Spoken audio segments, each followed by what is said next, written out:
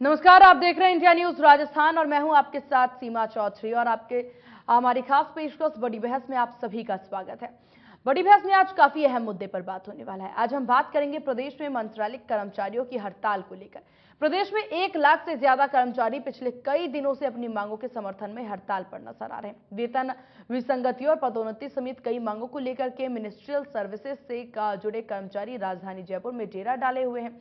राजस्व विभाग के तहसीलदार, नायब तहसीलदार, गिरदावर, पटवारी समेत कई विभागों के कर्मचारियों ने अपने आप को कामकाज से अलग किया हुआ है। कर्मचारियों का कहना है कि राज्य सरकार ने वार्ता के बाद उनकी मांगों को लेकर के सकारात्मक आश्वासन दिया था, लेकिन अभी तक उन राज्य सरकार ने मांगों को मानने को लेकर के कोई आदेश जारी नहीं किया। इधर मंत्रालयिक कर्मचारियों के हड़ताल पर जाने से महंगाई राहत कैंप के आयोजन पर भी विपरीत असर पड़ रहा है। शहर समेत ग्रामीण इलाकों में कामकाज के लिए दफ्तरों में जाने वाले लोग अपना काम अटकने से बेरंग लौटने को मजबूर हैं, तो वहीं अब सफाई कर्मचारियों भी आंदोलन की राह देख रहे हैं। ऐसे में सफाई व्यवस्था भी प्रभावित हो रही है। इस बीच सवाल उठते हैं कि आखिर मांगों को लेकर के हड़ताल का रास्ता अपनाना कितना सही है। क्या अपनी मांगों को लेकर के मांगों को मनवाने के लिए शांतिपूर्ण तरीके से दूसरे रास्ते नहीं अपनाए जा सकते थे, और हड़ताल के चलते लोगों को हो रही परेशानियां क्यों नहीं दिखाई देती? दूर दराज से दफ्तरों से पहुंचने वाले लोगों के लिए जब काम नहीं हो पा रहा है तो वो बेरंग ही निराश होकर के लौटते हैं, तो उनका दर्द क्यों दिखाई नहीं देता? और प्रदेश में पिछले कई दिनों से जारी कर्मचारियों की हड़ताल को खत्म करवाने के लिए क्या कदम सरकार उठा रही है, और राज्य सरकार के स्तर पर हड़ताल खत्म करवाने के लिए क्या प्रयास किए गए हैं? इसके अलावा और भी कई सवाल उठते हैं जिन पर आज हमारी बड़ी बहस केंद्रित होगी, और चर्चा के लिए हमारे साथ जयपुर स्टूडियो से कुछ खास मेहमान भी जुड़ेंगे।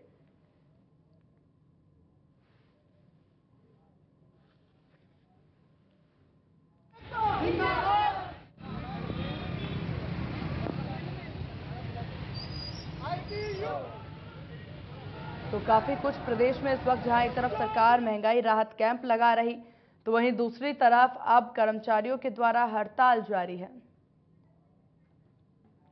और चलिए अब आपको ग्राफिक्स के जरिए बताते हैं कि मंत्रालयिक का कर्मचारी पिछले कई दिनों से किन किन मांगों को लेकर के हड़ताल पर हैं, वो आपको ग्राफिक्स के जरिए बताते हैं। तो इन मांगों को लेकर के देखिए हड़ताल जारी है, जहां पदोन्नति के प्रथम पद वरिष्ठ सहायक की ग्रेड पे को लेकर के पदोन्नति के प्रथम पद वरिष्ठ सहायक के ग्रेड पे 3600 हो, ये एक कई सारे अहम मांगे हैं, जिनमें से सहायक प्रशासनिक अधिकारी की ग्रेड पे 4200 हो, ये भी एक अहम मांग इसमें शामिल है। तो ग्राफिक्स के जरिए आपको बताने की कोशिश कि क्या कुछ अहम मांगे जो हैं वो यहाँ पर कर्मचारियों के द्वारा किए जा रहे हैं। अतिरिक्त प्रशासनिक अधिकारी की ग्रेड पे 4800 हो, ये मांग यहाँ पर मुख्य रूप से किया जा रहा है।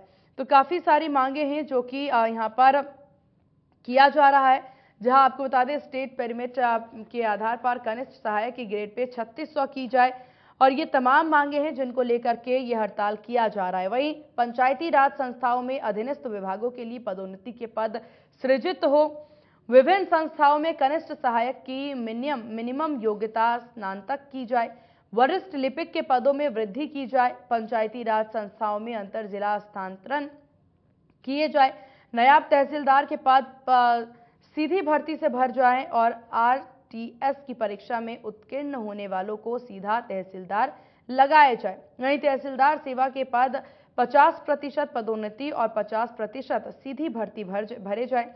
आरएएस जूनियर स्केल में खाली पदों को डीपीसी से भरा जाए। पटवारी और भूमि अलेख का निरीक्षण की स्पष्ट ट्रांसफर नीति बनाई जाए। ठीक ऐसे ही तहसीलदार, नायब तहसीलदार के वेतन का पुनः निर्धारण किया जाए। भू अभिलेख निरीक्षक, पटवारी के वेतन का पुनः निर्धारण किए जाए। ये तमाम मांगे यहाँ पर आपको बता दें कि किए जा रहे हैं।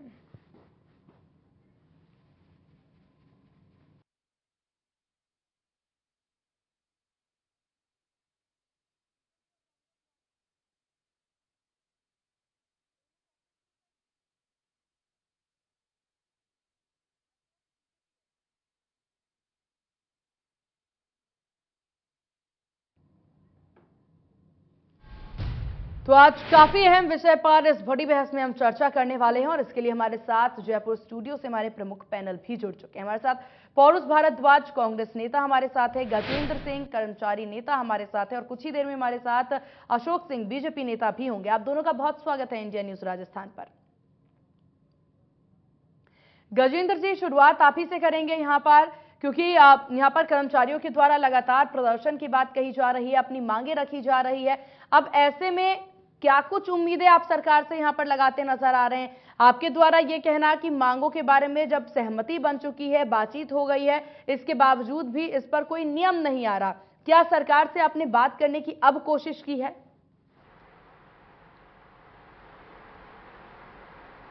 जी मैम, मैं आपको बताऊं, पिछले 4 साल से हम ज्ञापन देते आए हैं। बार हमने रैली भी की और उसमें हमारी जो मुख्य मांग है वो द्वितीय पदोन्नति हमारी 4200 की है। जो हमारे साथ कर्मचारी लगते हैं, एलडीसी सेम भर्ती है, सेम क्वालिफिकेशन है और सेम योग्यता है और सेम ही हमारी जो बेसिक पे है। उसके बाद में हम एलडीसी और यूडीसी बराबर होते हैं, परंतु 1998 के बाद हमारे साथ डिस्पैरिटी हुई थी और उसके बाद से हम लगातार सरकार से मांग करते हैं कि द्वितीय पदोन्नति हमारी 4200 किया जाए, जिसको सहायक प्रशासनिक अधिकारी कहते हैं। और दूसरा, हम लोग कह रहे हैं कि जो हमारा 30/10/17 के आदेश से हमारी कटौती हुई, क्योंकि गहलोत सरकार ने पिछली 13 में हमें ग्रेड पे 75-80 से 1900 से 2400 किया था। 2400 के हिसाब से हमारा 9840 हुआ था इनिशियल ग्रेड कनिष्ठ सहायक का, और उसमें 30/10/17 के आदेश से उस कटौती वापस करके 8080 कर दिया और 8080 के हिसाब से 7वां वेतन आयोग में हमें 20,800 पे रख दिया। जबकि हम जब मल्टीप्लाई करते हैं 8080 को तो 20,800 होता है। हम चाहते हैं कि जो गहलोत सरकार ने, पिछली गहलोत सरकार ने हमें 9,840 दिया था, उसके हिसाब से प्रारंभिक वेतन 25,500 होता है, तो 25,500 7वें वेतन आयोग में होना चाहिए था और उसी हिसाब से आगे की पदोन्नतियों के पद होने चाहिए थे। और दूसरा, जो अभी कैडर रिव्यू के बाद में हमारे को पद तो मिले हैं, परंतु ना तो पदोन्नतियां होती क्योंकि रिलैक्सेशन नहीं हुआ, और दूसरा जो यूडीसी के पद हैं वो बहुत ज़्यादा काटे गए हैं। हमने कैडर रिव्यू में जो हमने सरकार को कई बार आग्रह भी किया, हमने ज्ञापन भी दिए कि ये जो आपने 24% और 47% यूडीसी 24%, एलडीसी 47%, 24% यूडीसी के पद किए, इसका पैरामीटर चेंज करके इसको 30% यूडीसी और उसी हिसाब से 40%, 41% एलडीसी रखेंगे तो मैं समझता हूँ बहुत से ऐसी जो हमारी मांगे हैं उसमें काफ़ी हद तक कर्मचारियों की पदोन्नति होगी। और इसी बात को लेकर हमने राज्य सरकार को ज्ञापन दिए और हमने कर्मचारी संघों को सारों को एक जगह बिठा के और हम लोगों ने एकता की। उसके बावजूद भी कुछ संगठन हैं जो हमारे साथ नहीं हैं, परंतु हम लोगों ने एकता मंच बना के और माननीय मुख्यमंत्री महोदय से 16 तारीख को हमारी मीटिंग हुई थी और उसमें हमने सबको कहा था कि आप सब चलिए और हम जो भी हमारी मांग है वो मुख्यमंत्री तक पहुंचाएंगे और उसके बाद में जो भी निर्देश देंगे, जिन अधिकारियों को निर्देश देना उनको निर्देश देंगे। और हमारी वार्ता हुई, उसके बाद में मुख्यमंत्री जी ने आरती डोगरा जो मुख्यमंत्री सचिव के माध्यम से एसीएस फाइनेंस अखिल जी अरोड़ा को निर्देश दिया।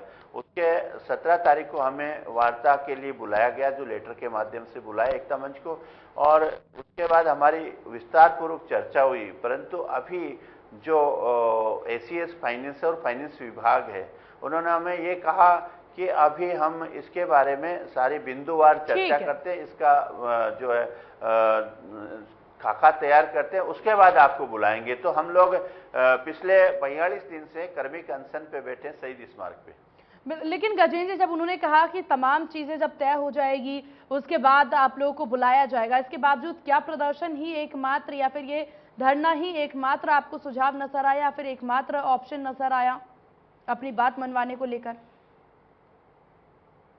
नहीं, ये हम लोकतांत्रिक तरीके से, गांधीवादी तरीके से हम शहीद स्मारक पे बैठे हैं कि किसी आम जन को परेशानी नहीं हो। हमने सरकार को स्पष्ट कह दिया है कि हम जब तक आप हमारे जो है जो हमारी मांगों पे विस्तार पूर्वक चर्चा और उसके आदेश नहीं कर दे, तब तक हम शहीद स्मारक पे इसी प्रकार कार्मिक अनशन पे बैठेंगे। और अब हमने तय किया है कि हम जिलों में भी, जिला स्तर पे हमारी कमेटियां उनको निर्देशित कर रहे हैं कि जिलों में वहां भी प्रदर्शन चालू करेंगे। चलिए ठीक है गजेंद्र जी, आपके पास वापस लौटेंगे। अशोक सिंह शेखावत जी हमारे साथ बीजेपी नेता लगातार बने हुए हैं। अशोक जी, अगर यहाँ पर बात देखिए कर्मचारियों के हड़ताल की कर ली जाए, या फिर अभी प्रदेश में जिस तरीके से महंगाई राहत कैंप हो या फिर अन्य चीजें हो, अन्य योजनाओं हो जो कि प्रदेश सरकार के द्वारा निकाली जा रही है, तमाम योजनाएं निकाली जा रही है कि आम जनता को राहत दिलाई जाए, लेकिन सरकार यहाँ पर कर्मचारियों की राहत के बारे में कुछ सोचती नजर नहीं आ रही। ऐसे में विपक्ष इनके विषय को लेकर के सरकार के पास क्यों नहीं जाती? विपक्ष सिर्फ महंगाई राहत कैंप या फिर यहाँ पर सरकार के द्वारा जो अच्छी नीतियां लाई जा रही है, कुछ बेहतर नीतियां, उसी को लेकर के सिर्फ क्यों यहाँ पर आवाज उठाती नजर आ रही है? कर्मचारियों की मांग को लेकर के आवाज कब उठाएगी विपक्ष?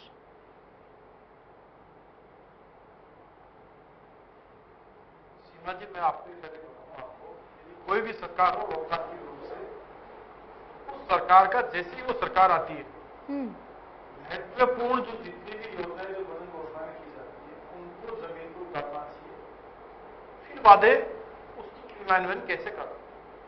लेकिन कांग्रेस क्या करती है, सरकार लास्ट के अंदर ऐसी घोषणाएं कर रही है जिन घोषणाओं को मुझे लगता है कि इंप्लीमेंटेशन होना, कहते हैं राहत देंगे। 4.5 साल तक तो आपने प्रदेश में जनता को कोई राहत दी है तो बता दीजिए। वादा खिलाफी जरूर करिए किसानों के साथ। किसान आज भी इनसे ढूंढ रहा है, पूछ रहा है बार बार में मेरा कर्ज माफी का क्या हुआ, बता दीजिए। यदि प्रदेश में 300 से अधिक किसान यदि आत्महत्या कर ले तो मुझे लगता है इस सरकार के लिए वो बड़ा सोचनीय विषय है। लेकिन सरकार सोचती नहीं है, सरकार अपने लोगों के लिए सोचती है और अपने लोगों को दबाने का भी काम करती है, और प्रजा और जनता होती है उसकी तो सुनती नहीं है। यदि किसान के साथ साथ अगर हम बात करें तो क्या 10,000 से अधिक बेरोजगारों ने आत्महत्याएं राजस्थान में की है, ये रिकॉर्डली है। उसकी चर्चा मुझे लगता है कांग्रेस करती नहीं है कि क्यों है कि आपने 4.5 साल के शासन के अंदर ऐसा शासन दिया है, उस शासन से जनता का भला नहीं हो रहा और लोग आत्महत्याएं कर रहे हैं। दूसरा मैं बता दूं, इनकी जी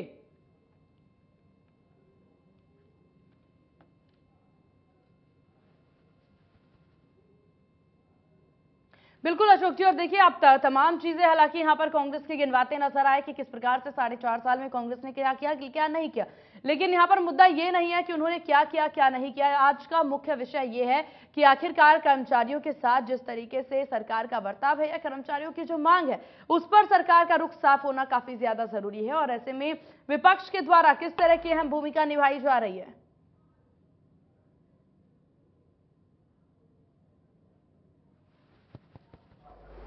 आपने सवाल पूछा तो मैं इसी को हेलो, आवाज है? हेलो हेलो जी जी अशोक जी, चलिए ठीक है अशोक जी, आपके पास लौटेंगे, लेकिन हमारे साथ पौरुष भारद्वाज जी, कांग्रेस नेता हमारे साथ जुड़ गए। सर बहुत स्वागत है आपका इंडिया न्यूज राजस्थान पर। पौरुष जी, देखिए अभी तक जो चर्चाएं हुई हैं वो आपको बता देते हैं। यहाँ पर गजेंद्र सिंह जी हैं जो कि कर्मचारी नेता हैं, और हमारे साथ अशोक जी हैं जो कि यहाँ पर बीजेपी नेता हैं। तो साफ तौर पर यहाँ पर देखिए कहा जा रहा है कि आप लोग जो हैं कर्मचारियों की जो मांगे हैं वो पूरी क्यों नहीं करते, वार्ता के लिए सामने क्यों नहीं आ रहे। वार्ता का सिर्फ आश्वासन दिया है कांग्रेस ने, प्रदेश सरकार ने, कि हम वार्ता करेंगे। हम 42 दिनों से यहाँ पर बैठे हुए हैं कर्मचारी, और अभी भी आपका ध्यान उनकी तरफ नहीं है। कैसे चलाएंगे महंगाई राहत कैंप का ये पूरा का पूरा योजना जब तक कर्मचारी नहीं मानेंगे?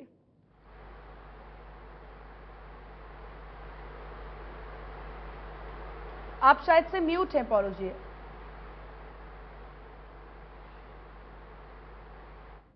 आ रही है मैम मेरी? जी बिल्कुल आ रही है। हाँ, मैं आपसे निवेदन ये करना चाह रहा हूँ कि देखिए कर्मचारियों की जो बहुत पहले से जो लंबित मांग थी, जो सिर्फ मंत्रालय कर्मचारियों की नहीं, जो राजस्थान सरकार के किसी भी श्रेणी के कर्मचारियों, ओपीएस की इनकी एक बहुत बड़ी मांग थी, जिसको लेकर के कर्मचारी एक तरीके से आशा खो चुके थे। तो आप देखिए हमारी सरकार ने इतना बड़ा क्रांतिकारी परिवर्तन किया कि हमारी सरकार के देखा देखी भारतीय जनता पार्टी को भी अन्य राज्यों में इस बात को कहनी पड़ी कि वे भी अपने राज्य में दोबारा सरकार आने पे, दोबारा चुनाव आने पे ओपीएस लागू करेंगे। रही बात मंत्रालय कर्मचारी और इनकी हड़ताल की, तो आप देखिए सबसे बड़ी चीज जो इसमें भारतीय जनता पार्टी का रोल है, वे शुरू से ही दोहरी राजनीति करते हैं। आप जो भी हमारा जैसे कि कर्मचारी नेता बता रहे थे कि इनकी पहले 9,840 ग्रेड पे थी, जो बाद में 8,080 रुपए कर दी गई। तो आप देखिए ये काम किसने किया? ये 2018 में भारतीय जनता पार्टी की सरकार ने किया। हमने, कांग्रेस ने थोड़ी ना इनके बोर्ड जो ग्रेड पे थी वो कम करी। हमने तो इनको बल्कि कर्मचारियों को ओपीएस का एक बहुत बड़ा तोहफा दिया, जो जिसकी ये लोग आशा खो चुके थे। परंतु फिर भी इनकी जो मांगे हैं, हमारी सरकार इनकी मांगों को लेकर गंभीर है।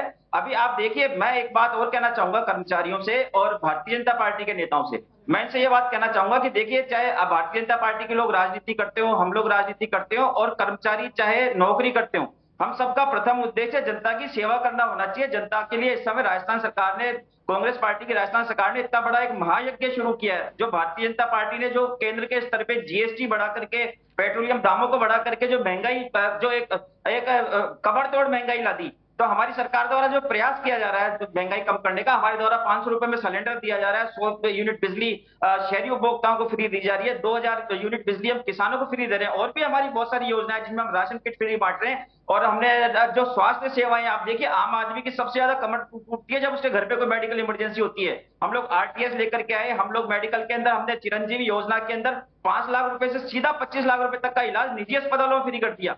तो मैं तो भारतीय जनता पार्टी से कहना चाहूंगा कि ऐसा बढ़िया अवसर है, आपको तो बल्कि कर्मचारियों को समझाना चाहिए। आप लोग चुनावी राजनीति के मोड में, आप लोगों को यह नहीं बोलना चाहिए कि आपका प्रथम उद्देश्य जनता की सेवा करना है। और कर्मचारी भाइयों से मैं रिक्वेस्ट करूंगा कि इस समय देखिए बहुत गंभीर स्थिति है, आप समझिए, जनता महंगाई से त्रस्त है, और राजस्थान सरकार द्वारा इतना बड़ा अभियान चलाया जा रहा है। ये सिर्फ एक राजनीतिक अभियान नहीं है, ये एक महायज्ञ है जिसमें आपकी भी आहुति आवश्यक है। तो मैं आपसे निवेदन करना चाहूंगा कि आपकी जो मांगे हैं, ये बहुत छोटी मांगे थी, इनसे बड़ी मांग ओपीएस की थी। जब हमारी सरकार के द्वारा ओपीएस की मांग आपकी पूरी की गई, तो निश्चित तौर पे सही समय पे चुनाव आने से पहले पहले आपकी सभी मांगे पूरी की जाएगी, इस बात का मैं आपको आश्वासन देना चाहूंगा। मैं निवेदन करूंगा कर्मचारी संगठनों से भी और भारतीय जनता पार्टी के लोगों से भी कि आप लोग सिर्फ आप चाहते हैं, आप बार बार आश्वासन पर आश्वासन देते रहे और कर्मचारी सिर्फ आपके आश्वासनों पर ही भरोसा जता लें।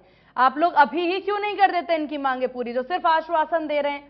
आप किस प्रकार से उन्हें किस प्रकार से विश्वास दिला रहे हैं कि वो विश्वास ही नहीं कर पा रहे हैं आपकी सरकार पर? देखिए मैडम, मैं अपनी बात को पुनः दोहराना चाहूंगा कि जो ओपीएस का मुद्दा इतना बड़ा मुद्दा था, जो सिर्फ राजस्थान का मुद्दा नहीं था बल्कि पूरे भारत के सरकारी कर्मचारियों का मुद्दा था। जब हमने उस असंभव लगने वाले मुद्दे को, जिसकी आप पूछे इन कर्मचारी नेताओं से, आप ये लोग सब उम्मीद खो चुके थे। ये लोग, ये बिल्कुल, ये उनके दिमाग से निकल गई थी कि कभी ओपीएस नाम की चीज वापस शुरू हो सकती है क्या। जब हमारे द्वारा इतना बड़ा ओपीएस जैसा सब्जेक्ट को पुनर्जीवित करके इनको लाभ दिए जा रहे हैं, तो मैडम इसमें हम क्यों नहीं देंगे। पर देखिए, सब चीजें सिर्फ टाइमिंग की बात है। ये 42 दिन से जो धरने की बात कह रहे हैं, प्रदर्शन की बात कर रहे हैं, तो मैं इनसे निवेदन करना चाहूंगा कि आपको खुद को पता है कि हमारी सरकार के द्वारा इतना बड़ा जो महंगाई राहत शिविर चलाया जा रहा है, इसकी हमें तैयारियां करनी थी, इसके हमें फीडबैक लेने थे, इसकी योजनाएं बनानी थी, इसके रूल्स बनाने थे, इसके नियम बनाने थे। तो सारी सरकार तो वहां व्यस्त है। तो आपकी मांग पर विचार नहीं करने की बात है, हमने मना किया ही नहीं ना कि हम आपकी मांग पे विचार नहीं करेंगे। बिल्कुल 100% हम आपकी मांग पे विचार करेंगे, और विचार ही नहीं करेंगे बल्कि हम क्रियान्वित जो आपकी बातचीत क्यों नहीं कर रही सरकार फिर इनसे? नहीं, बातचीत मैडम देखिए, इस समय जो सारे चैनल मैंने आपसे कहा, जैसा कि इस समय आप देखिए कि हर गांव में, हर गांव में, हर ढाणी में, शहर के हर वार्ड में इस समय महंगाई राहत शिविर चलाया जा रहा है। सरकार भी पूरी प्रशासनिक अमला, पूरा सरकारी अमला, पूरा राजनीतिक अमला जो सरकार में बैठा हुआ है, वो सब उसमें व्यस्त है। और फिर भी आप कर्मचारियों की मांगे, हम करेंगे कोशिश, सरकार के स्तर तक बात पहुंचाएंगे इनकी, और ये लोग तो पहुंचा ही रहे हैं। हो सकता है हम लोग कल परसों में इनसे वार्ता के लिए इनके साथ कोई रास्ते, कोई चैनल खोलें। बाकी मैं आपसे इस समय यही निवेदन करना चाहूंगा कि ना, कर्मचारी भाइयों से तो मैं खास करके निवेदन करना चाहूंगा कि देखिए, ये आपके लिए पूरी जनता, राजस्थान की जनता आपकी तरफ देख रही है। देखिए, हड़ताल तो आप लोग कर भी सकते हैं, आगे भी कर सकते हैं, चुनाव आने में भी दिसंबर है। आप लोगों को अगर लगता हो कि हम लोग आपकी मांग पे कार्रवाई नहीं करें, तो आपके पास दिसंबर तक हमारे खिलाफ करने को बहुत कुछ है। परंतु मैं आपसे निवेदन ये करना चाहूंगा कि ये इस महायज्ञ में अपनी आहुति देने से मत चूकिए। ये बहुत बड़ा समय है, ये जनता आपके प्रयासों को जिंदगी भर याद रखेगी, चाहे वे सकारात्मक हो या नकारात्मक हो। और भारतीय जनता पार्टी के अपने मित्रों से कहना चाहूंगा कि आपको पिछले 4 साल में, 4.5 साल में ऐसा कोई मुद्दा नहीं मिला कि आप हमारी सरकार को गिर पाए। आप फालतू की बातें उठा उठा करके लाते हैं। देखिए, आप जो सफाई कर्मचारियों की हड़ताल जो हमारे यहाँ पे चल रही थी, मैं उस तरफ आपका ध्यान देना चाहूंगा।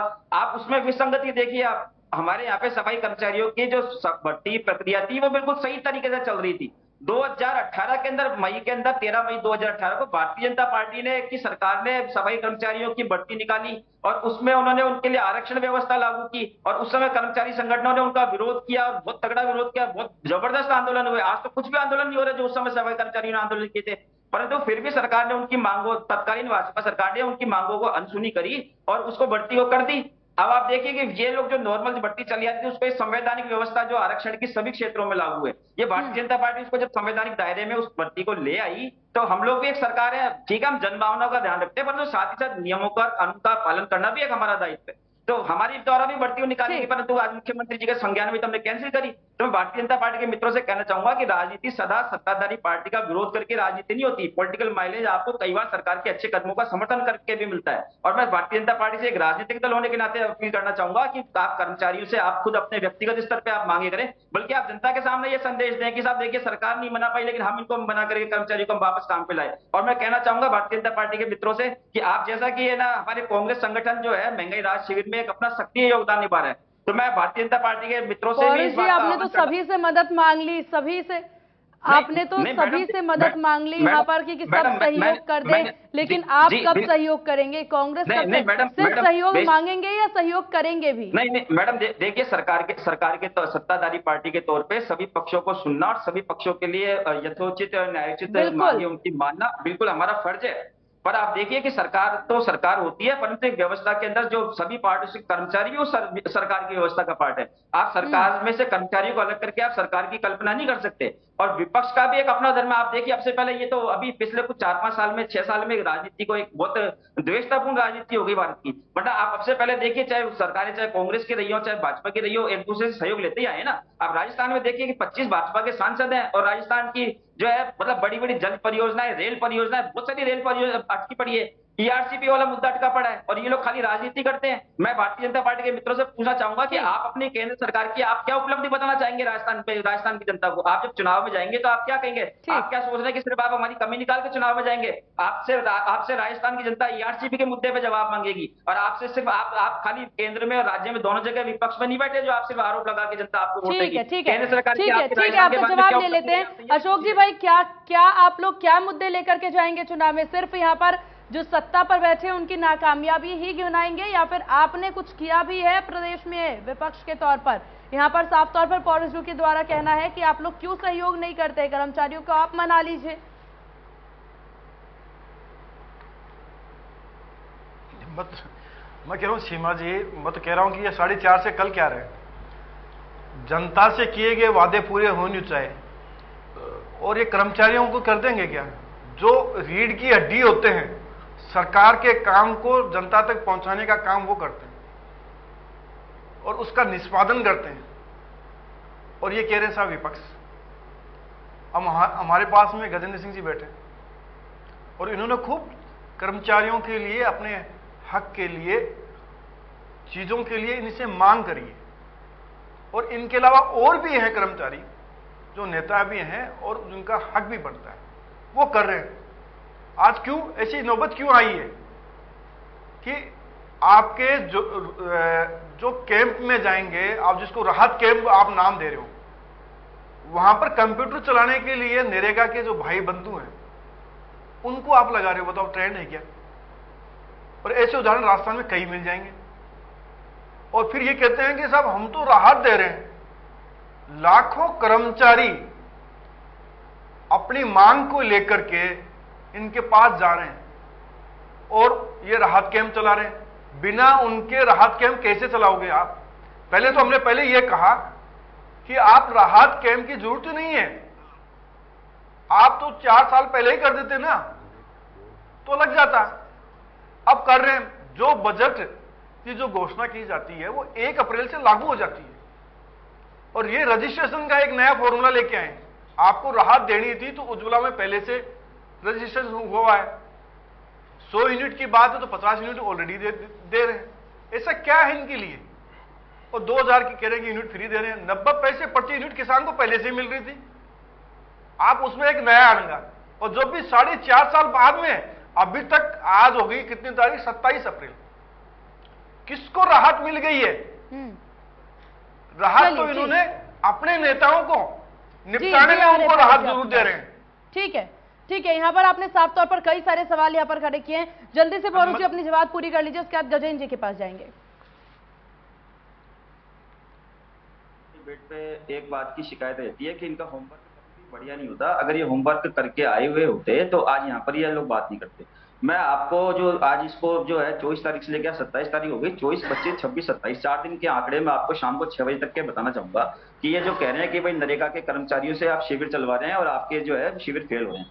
तो मैं इनको बताना चाहूंगा कि 500 जो गैस सिलेंडर है उसके मामले में हमारे शिविरों में पूरे राजस्थान में शाम को 6 बजे तक 7,50,189 लोगों ने रजिस्ट्रेशन करवाया है। 100 यूनिट बिजली के मामले में बात करें तो 10,75,972 लोगों ने रजिस्ट्रेशन करवाया है। 200 यूनिट बिजली जो किसानों की हमने फ्री करी है उसका ही कैंपों में 84,012 रजिस्ट्रेशन फ्री हुए हैं, सॉरी रजिस्ट्रेशन हुए हैं। मनरेगा जो 125 दिन का जो गांव में रोजगार दिया जाता है वहां पे 4,05,404 रजिस्ट्रेशन शाम को 6 बजे तक आज की तारीख में पूरे हुए हैं। इंदिरा गांधी शहरी रोजगार योजना के अंदर 1,38,671 रजिस्ट्रेशन हुए हैं। 1,000 रुपए पेंशन के अंदर 35 लाख सुनिए 3,52,072 हुए हैं। राशन किट जो हमारे द्वारा जो फ्री बांटी जा रही है उसके लिए 11,73,943 रजिस्ट्रेशन हुए हैं। मुख्यमंत्री कामधेनु योजना में 5,72,107 रजिस्ट्रेशन हुए हैं। चिरंजीवी योजना में जो 25 लाख रुपए का जो हमने पहले 5 लाख रुपए से जिसकी योजना की शुरुआत की थी और हमने उसको 10 लाख रुपए किया पिछले साल और इस बार 25 लाख किया, उसके अंदर आप देखिए 16,04,187 रजिस्ट्रेशन आज हुए हैं। और सभी तमाम योजनाओं के अंदर 7,32,79,22 रजिस्ट्रेशन कुल मिला के हमारे द्वारा किए गए सभी योजनाओं के। तो आप ये बताइए कि कहाँ राज शिविर फेल हो रहे हैं, आप बताइए इस बात को। तो ये तो आंकड़े हैं ना, ये आंकड़े तो झूठ नहीं बोलते। मैं इनसे कहना चाहूंगा आप आंकड़े तलाश कर लें और आप कल इसी विषय पे ठीक है पौरुष जी, क्या यहाँ पर कोई दिक्कत नहीं आ रही महंगाई राहत कैंप पे, इसीलिए आप लोग को कर्मचारियों की मुसीबत नहीं नजर आ रही, उनका प्रदर्शन उनका धरना नजर नहीं आ रहा? मैडम देखिए कर्मचारी जो होते हैं, मैंने आप जैसा कि पहले भी निवेदन किया कि सरकार के अब कर्मचारी जो होते हैं वो सरकार का अभिन्न अंग होते हैं। सरकार कर्मचारियों से ही है, इसमें कोई दो राय नहीं है। और तो मैं क्यों वार्ता नहीं कर रहे आप लोग? मैंने आपसे निवेदन जैसा पहला भी किया कि देखिए सारा प्रशासनिक अमला, सारा सरकारी अमला इस समय जनता को राहत देने में व्यस्त है और कर्मचारियों की मांग पूरी नहीं करने का तो कोई सवाल उठता ही नहीं है, बस एक खाली टाइमिंग वाली बात है। नहीं देखिए ये यहाँ पर कोई बहाना नहीं हुआ कि पूरा का पूरा अमला आपका सिर्फ चुनावी प्रचार में या फिर महंगाई राहत कैंप में व्यस्त है, इसीलिए कर्मचारियों पर आप लोग ध्यान नहीं दे पा रहे। बात सिर्फ मांग पूरी करने की नहीं है पौरुष जी, बात यहाँ नहीं, अब सवाल सुनिए, बात सिर्फ ये नहीं है कि आप मांग पूरी क्यों नहीं कर रहे या फिर मांग पूरी करने में दिक्कत क्या आ रही है। सवाल यहाँ पर अहम ये उठता है कि आखिरकार आप लोग कर्मचारियों से जाके सिर्फ वार्ता क्यों नहीं करते, क्योंकि बातचीत से बहुत हल निकलता है। आपने ओपीएस का जिक्र किया, ओपीएस को लेकर के क्या आप जानकारी साझा करते अच्छे से नजर आए? क्या आपने अवेयर किया जिनके लिए आप वो योजना लेके आ रहे हैं उनको क्या आपने इससे अवगत कराया? क्या आपने उन तक ये एजुकेशन या नॉलेज पहुंचाई जिसकी वजह से आज, क्योंकि कई बार ऐसे धरना प्रदर्शन सिर्फ इसलिए हो जाता है क्योंकि लैक ऑफ कम्युनिकेशन हो जाए या फिर लैक ऑफ नॉलेज हो जाए, तो ऐसे में सरकार के द्वारा क्या योगदान कि वो कर्मचारियों को अपनी बात समझा सके, या सिर्फ ध्यान महंगाई राहत कैंप पे आपकी? देखिए मैं पहली बात ये कहना चाहूंगा आपसे, जो आपने ओपीएस के मामले में कहा कि हमने ओपीएस के बारे में कर्मचारियों को क्या समझाइश की, तो राजस्थान के तमाम अलग अलग विभागों के कर्मचारियों ने ओपीएस लागू होने के बाद न सिर्फ सरकार को अखबारों में विज्ञापन के द्वारा धन्यवाद दिया, बल्कि कई कर्मचारी संगठन मुख्यमंत्री जी का कई जगह उन्होंने आभार प्रकट किया, मुख्यमंत्री निवास पे भी जाके आभार प्रकट किया और कई जगह कांग्रेस नेताओं के स्वागत सत्कार कार्यक्रम हुए। ये बात किसी से छुपी हुई नहीं है। और ओपीएस पर सरकारी कर्मचारियों को कितनी खुशी हुई, यहाँ पे कर्मचारी नेता बैठे हुए हैं, आप इनसे पूछ सकते हैं इस बात को। बिल्कुल मेरी बात को मैं वापस भारतीय जनता पार्टी के पास लेकर के आना चाहूंगा कि क्या आप लोग विरोध की राजनीति करेंगे? क्या आप केंद्र सरकार की उपलब्धियों के बारे में बात नहीं करेंगे? राजस्थान के बारे में कि आपके 8-9 साल से केंद्र में मोदी सरकार है, आपने राजस्थान के लिए आगे 25 सांसद दिए, केंद्रीय जल शक्ति मंत्री जो राजस्थान से होते हैं, ये देखिए कहाँ तो ये बात सौभाग्य की बात होनी चाहिए राजस्थान के लिए कि केंद्रीय जल शक्ति मंत्री राजस्थान से होते हैं, परंतु ये दुर्भाग्य बन। बिल्कुल, और देखिए ये बात हालांकि समझ नहीं आती कि ठीक, चलिए ठीक है, ये बात समझ नहीं आती कि जिनको राजस्थान के मैडम आप समझिए 13 जिलों की प्यास ईआरसीबी को राष्ट्रीय परियोजना घोषित होने से 13 जिलों की प्यास बुझेगी। आप देखिए राजस्थान हमारा जो प्रदेश है, हमारी सबसे बड़ी समस्या पानी की है, हमारी और समस्याओं का नंबर सेकंड नंबर आप सारी समस्याएं गिनवा दीजिए। आज हम बात वैसे कर्मचारी को लेकर के कह रहे हैं, आपको ये अवगत कराना जरूरी मैं समझती हूँ। चलिए ठीक है, आपके पास वापस लौटेंगे। हमारे साथ कर्मचारी नेता गजेंद्र सिंह जी लगातार बने हुए। गजेंद्र सिंह जी, आपने पक्ष की बात सुनी, विपक्ष की बात सुनी, आपको जिनसे उम्मीद है सत्ता पर जो बैठे हैं उनकी भी बात आपने सुनी कि आप पर वो आएंगे, लेकिन महंगाई राहत कैंप से जब उनको वो फ्री हो जाएंगे तब जाकर के आपसे बातचीत करने वो आएंगे। हालांकि यहाँ पर एक और अहम सवाल ये उठता है ओपीएस को लेकर के, जो बार बार यहाँ पर कांग्रेस नेता कहते नजर आ रहे हैं, ओपीएस लेकर के आ गए कर्मचारी नेता, क्या उससे आप लोग कर्मचारी तमाम लोग जो हैं, क्या आप उससे खुश नहीं है जो अब यहाँ पर धरना प्रदर्शन करने बैठ गए?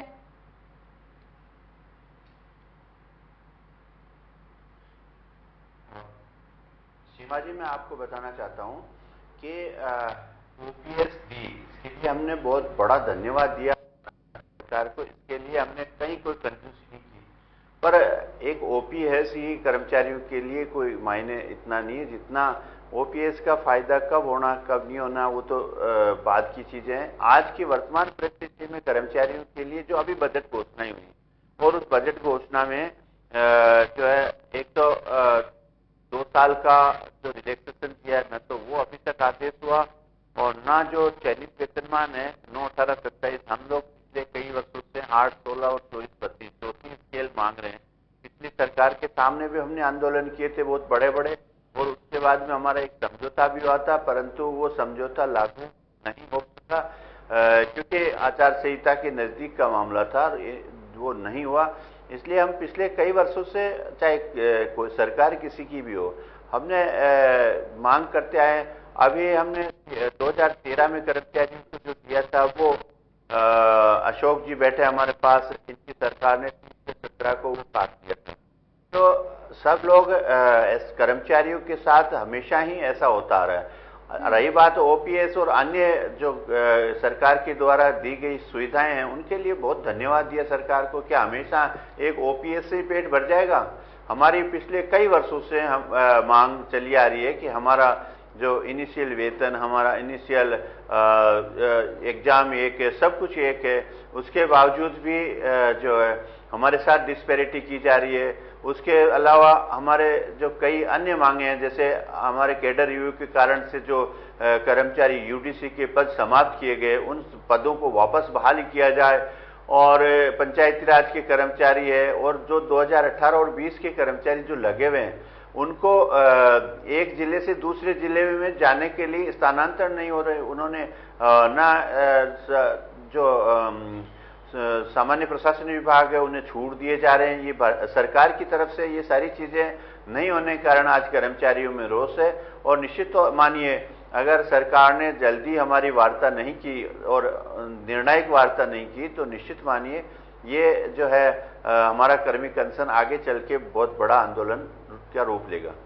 चलिए ठीक है, आपने एक बहुत बड़ी बात यहाँ पर कही कि सिर्फ यहाँ पर ओपीएस ही एक ऐसा विषय नहीं है, या सिर्फ ओपीएस से पौरुष जी आपने सुना कि उन्होंने कहा कि सिर्फ ओपीएस ही एकमात्र उपाय नहीं हो सकता कि कर्मचारी अपना धरना खत्म कर दें, और भी बहुत सारी मांगे हैं और बहुत सी जायज मांगों की बात भी वो करते नजर आए। हालांकि अगर इनकी जो तमाम मांगे हैं उस बीच अगर बात की जाए तो अगर वार्ता हुई, उन मांगों पर सहमति बनी, अब उसको लागू करने में दिक्कत कहाँ आ रही है?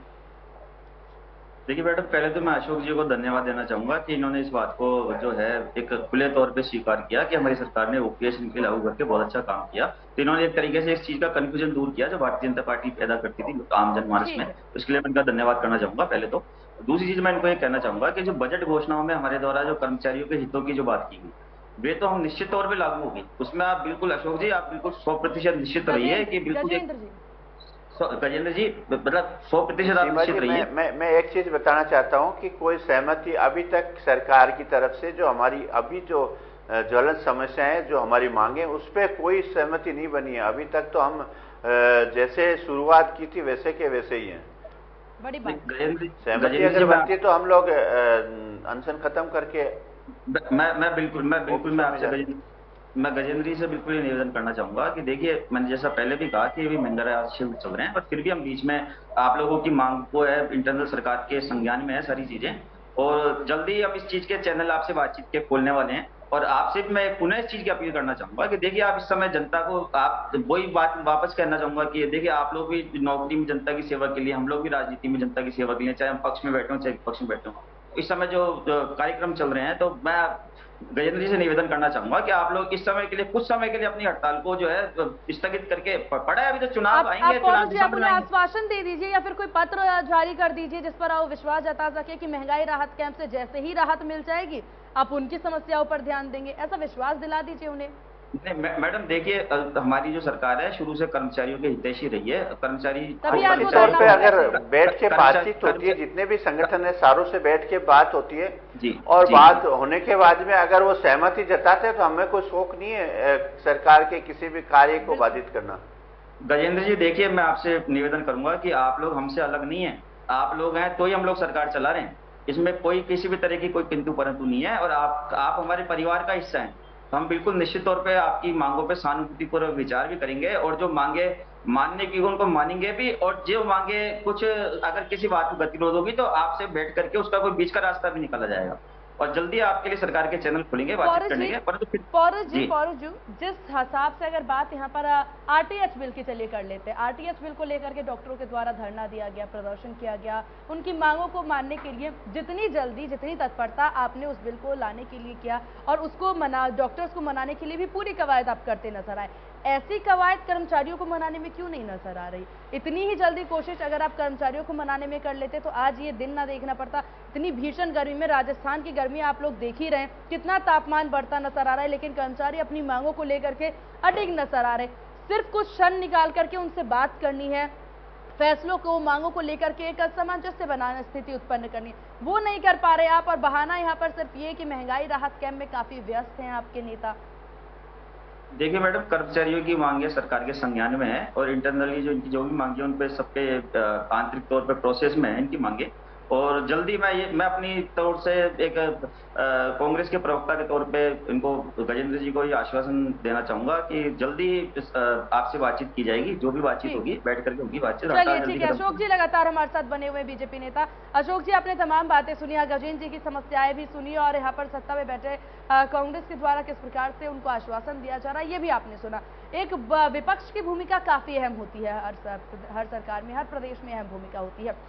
आप लोगों ने जिस प्रकार से अहम भूमिका आरटीएच बिल के दौरान निभाई, कर्मचारियों की मांगों के दौरान क्यों नहीं आप अहम भूमिका निभाते? आखिरकार सरकार तक बात पहुंचानी है तो सरकार तक बात पहुंचाने में आप मदद क्यों नहीं करते? क्योंकि यहाँ पर गजेंद्र जी के द्वारा साफ तौर पर यह भी कहना है कि बात सिर्फ कांग्रेस की नहीं है, बीजेपी की सरकार में भी कर्मचारियों की यही स्थिति देखने को मिली जो अभी कांग्रेस की सरकार में देखने को मिली है। तो क्या सिर्फ इसी वजह से नहीं आगे आ रहे हैं कि हमारी सरकार में भी ऐसी स्थिति है तो इनकी सरकार में भी ऐसी स्थिति होगी, तो हम क्या बोले?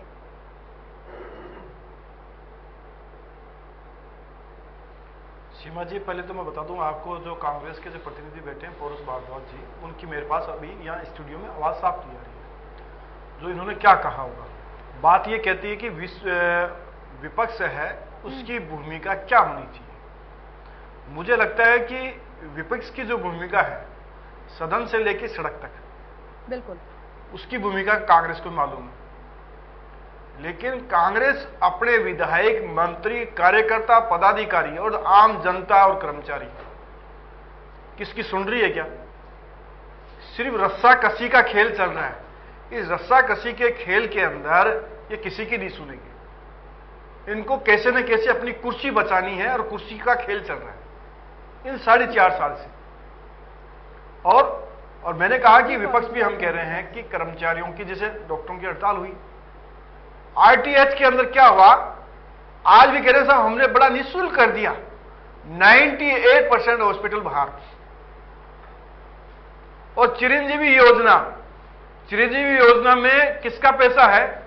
1,38,00,000 लोग परिवार उसमें पंजीकृत है, जिसमें से 1,04,00,000 आयुष्मान योजना के तहत पंजीकृत है। उसका 5 लाख का जो रुपया है वो मोदी जी दे रहे हैं, केंद्र सरकार दे रही है। 75% से अधिक पैसा दे रही है, लेकिन उनका नाम नहीं लेंगे ये। क्यों? चिरंजीवी योजना के बारे में कर रहे हैं। आपकी दवाइयां लिस्टेड हुई चिरंजीवी योजनाओं के अंदर, आपने उसको खत्म कर दिया। आज प्राइवेट हॉस्पिटलों में जाइए, आपको 5 जांच लिख देंगे, 2 जांच तो हॉस्पिटल में हो जाएगी, 3 जांच बाहर से कराइए, उसका 20,000 का चूना लग जाएगा। ये तो मैंने आंखों देखी, मैंने खुद ने महसूस किया। लोगों के पास गए तो उन्होंने कहा कि ये चिरंजीवी योजना है इनकी। आरएसजीएसएस योजना जो कर्मचारी खुद दे रहा है उसमें भी नहीं है।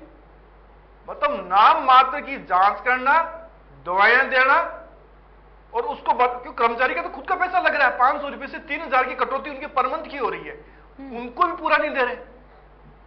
और राजस्थान के अंदर क्या है, कह रहे पेट्रोल डीजल में हम राहत देंगे। कैसे दोगे भाई राहत?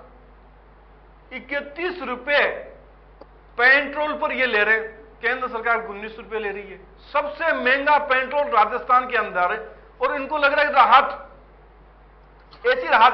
बिजली में 4 रुपए यूनिट बढ़ा करके आपने 3.5 साल पहले, और फ्यूल चार्ज के नाम से 13 बार बढ़ा दिए, और आज ही आदेश आया 45 पैसे पर यूनिट आएगी आपके।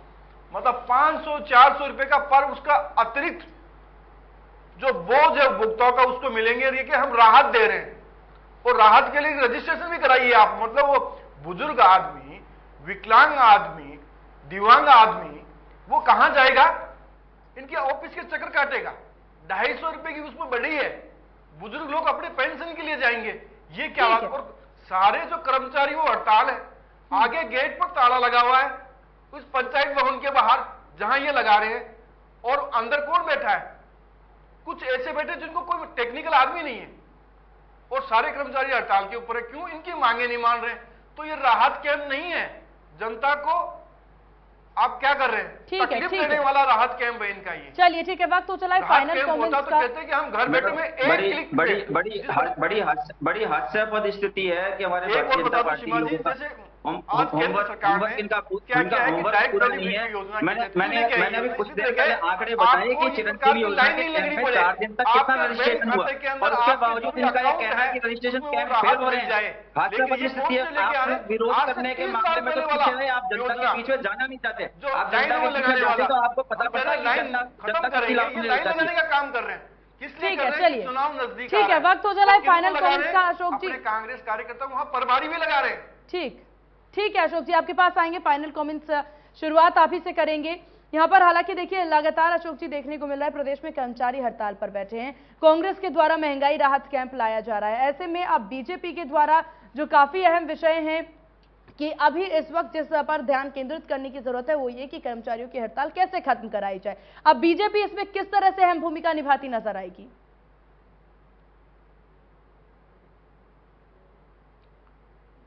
हम तो ये कहते हैं कि कर्मचारी है उनकी मांग है, और ये मांग कोई आज से नहीं मांग रही है। जब से ये सरकार आई है इन्होंने कमेटी बनाई, उस कमेटी का क्या हुआ? उस कमेटी के ऊपर दूसरी कमेटी बना दी इन्होंने, जो गजेंद्र सिंह ज्यादा बता सकते हैं, यहाँ बैठे हैं। वो कमेटी तो आपके शासनकाल में और ऐसी कमेटी बनाना हमारे देखिए गजेंद्र जी कांग्रेस की आ गई है। तो आज कांग्रेस को ये देखना चाहिए इनकी जो मांग है ठीक है, चलिए उस पर विचार करें। और हमने तो कांग्रेस के लिए पौरेश जी आपके पास आएंगे, बस आपके पास आ रहे हैं फाइनल कमेंट के लिए। चलिए ठीक है अशोक जी, यहाँ पर हमारे साथ गजेंद्र जी लगातार बने हुए। गजेंद्र जी, हड़ताल ही एकमात्र रास्ता बच गया है, क्या कोई और रास्ता नहीं कि सरकार से आप जाके वार्ता करें, अपनी बात उनके सामने रखें? क्या एकमात्र उपाय इस वक्त हड़ताल और धरना प्रदर्शन ही?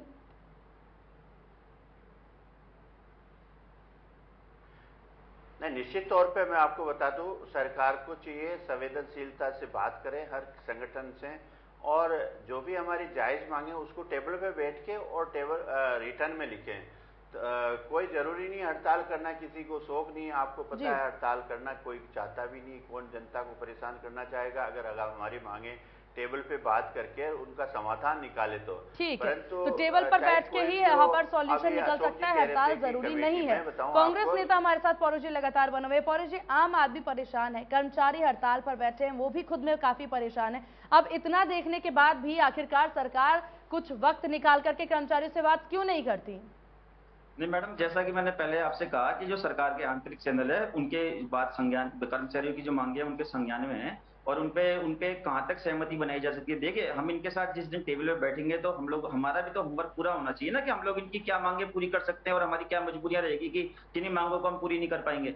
तो आंतरिक तौर पे हमारे चैनल चल रहे हैं, और मैं आपको आश्वासन देना चाहूंगा आपके चैनल के माध्यम से कर्मचारी संगठनों को कि जल्दी हम लोग वार्ता के दौर पर। चलिए ठीक है, आप सभी का बहुत शुक्रिया इंडिया न्यूज राजस्थान को अपना कीमती वक्त देने के लिए, तो आपका बहुत बहुत शुक्रिया। तो कुल मिलाकर के हमने देखा किस प्रकार से यहाँ पर कहा जा रहा है प्रदेश सरकार के द्वारा कि मांगे मानी जाएगी। अभी महंगाई राहत कैंप में हालांकि वो व्यस्त हैं, ऐसा कहते यहाँ पर नजर आए, लेकिन कर्मचारियों के द्वारा लगातार हर धरना प्रदर्शन दिया जा रहा है। अपनी मांगे को लेकर के भरी गर्मी में प्रदर्शन करते कर्मचारी नजर आ रहे हैं।